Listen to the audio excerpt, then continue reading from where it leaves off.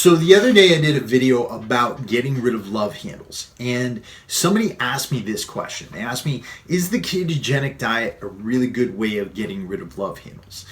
And you guys know I'm a big advocate for the ketogenic diet. I practice it. It's something that's helped me immensely. I have a course out there called Warrior Soul Keto Camp where I teach people how to use the ketogenic diet to burn fat and increase their performance.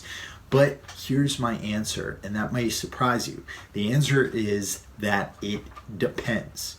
It depends on your body type, it depends on your hormonal makeup, and it depends on what your life looks like right now. And the reason why I say this is because of something that I mentioned in the last video. There's a lot of you out there who are skinny fat.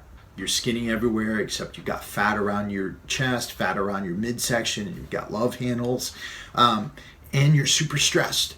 You're not sleeping a lot, you're working all the time, you are stressing out about the kids, stressing out about family, stressing out about work, and that stress has an impact, and that impact is hormonal.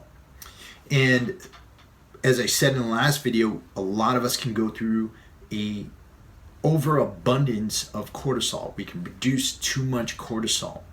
Now, cortisol is a hormone. It's known as the stress hormone, and it was really helpful to us and it's still helpful to us. We can't survive without it, but it was really helpful to us back in our primal states when we had to regularly be in fight or flight mode. If we were faced with danger, if we were dealing something while we were hunting or gathering, maybe a mountain lion popped out and tried to chase us around, we needed that cortisol to help us to react. Cortisol also helps us to wake up in the morning, right? But the problem is that right now in modern society, we're constantly dealing with mountain lions. We're dealing with emails from our boss, dealing with angry texts, dealing with stressors from the news, dealing with, all types of electronic stimulants around us that can also create cortisol issues. Food can actually also create a release of cortisol if we have an allergy to it. And a lot of us are dealing with inflammatory foods on a regular basis. So the reason why I say this is because if you've got an issue with too much cortisol and you are stressing out a lot and you're close to adrenal burnout, then a really strict ketogenic diet might not be the best idea for you. Right? I still don't recommend overeating carbs and eating carbs all day long, but potentially doing a paleo diet that includes sweet potatoes and white rice, I think could be a good idea for somebody in this situation. Potentially doing a cyclical ketogenic diet, much like I do, where I don't eat carbs all day long and then I eat carbs at night after I've trained, after I've gone through a full day, and when I'm really insulin sensitive. That could be a good idea. And the reason I say this is because if you jump into a really strict ketogenic diet with no carbs, you're lowering your calories, that can seriously cause more of a production of cortisol, right? And it happens for a number of different reasons, but primarily here you have to understand that in a lot of ways, our hormones are antagonistic to each other. And so insulin and cortisol are two hormones that are very antagonistic to each other. And if you're producing insulin, it doesn't take a lot of insulin, but if you're producing insulin, it'll actually help to stave off cortisol. So if you're in this type of situation, my biggest suggestion for you is this.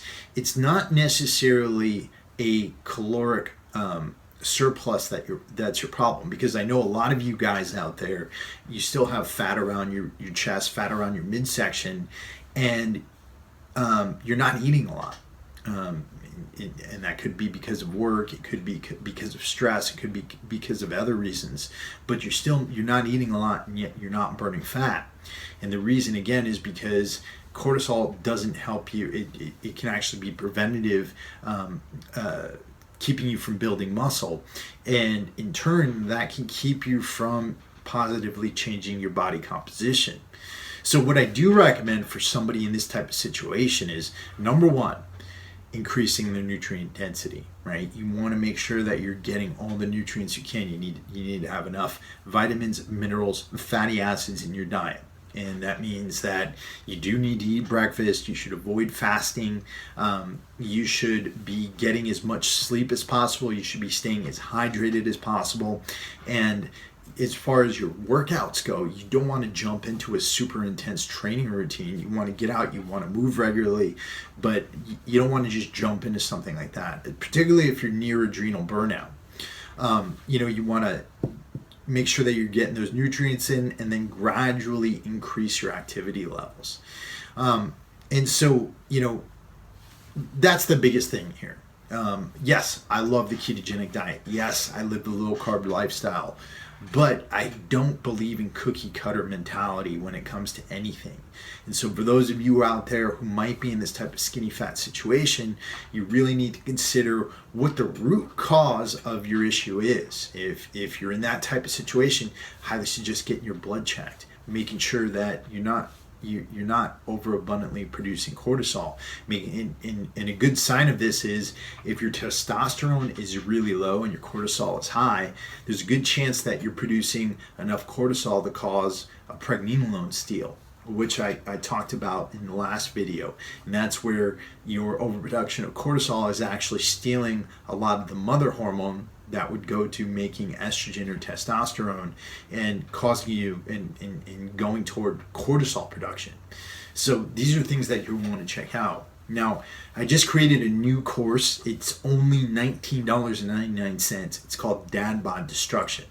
And in this course, I go through the two different types of dad bods. There's the insulin-resistant dad bod I call it the beer belly dad bod. Somebody's got a whole lot of fat around their midsection. And then there's you guys out there who are more skinny fat and dealing with these types of hormonal issues that are keeping you from improving your body composition. I'm going to take you through two types of nutrition programs, two types of ways of helping you to stave off these issues to help you to improve your body composition, either getting rid of that beer belly or getting rid of that average dad bod. And I'll put links below that you can check those out on. If you've got any questions for me, hit me up at info@warriorsoulapparel.com. I'm always happy to answer them. And otherwise, I will talk to you guys soon.